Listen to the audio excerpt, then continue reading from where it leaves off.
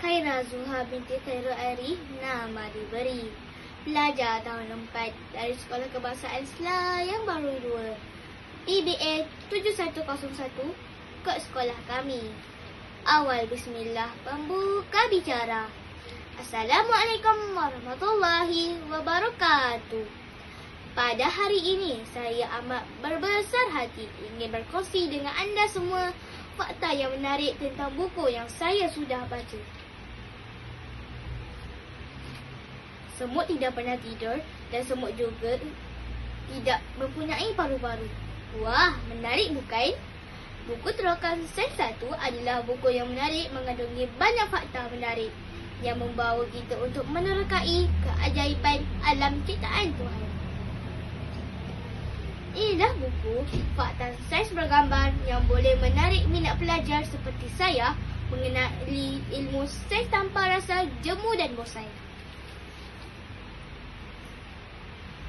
Dr. Wan Fahmi Dato' Wan Muhammad Nazari merupakan seorang yang bersemangat untuk berkongsi ilmu dengan masyarakat tentang fakta dan informasi berkaitan sains.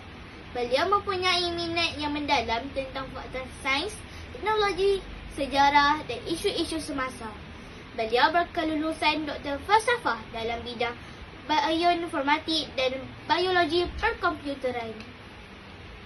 Seorang lagi penulis merupakan isteri beliau, Dr. Nur Anis Abdul Hadi, yang berkelulusan dalam bidang epigenetik bioperubatan.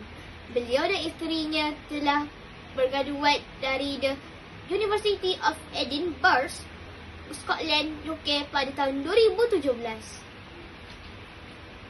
Buku terokan Sains 1 membawa kita menerokai berbagai fakta menarik tentang angkasa, geografi dan alam sekitar, bakteria dan virus, manusia, alam haiwan dan tumbuh-tumbuhan yang pastinya membuatkan anda teruja dan mengagumi setiap ciptaannya.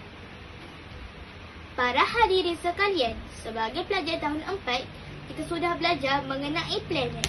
Tapi tahukah anda, planet Zorah merupakan planet paling panas di dalam sistem suria. Walaupun kedudukannya bukanlah yang paling hampir dengan matahari. Dengan suhunya adalah 450 darjah Celsius.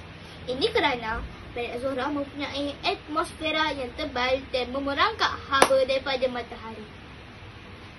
Saya yakin anda pasti teruja dan seronok untuk mengetahui lebih lanjut tentang buku terokan sains yang banyak memberi manfaat untuk anak-anak anda.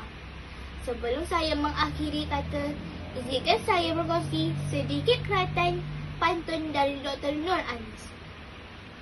Ada tika dan waktu, lihatkan kameramu dahulu, hadirkan sepenuh dirimu di dalam waktu itu untuk menghayati setiap kejadian Tuhanmu.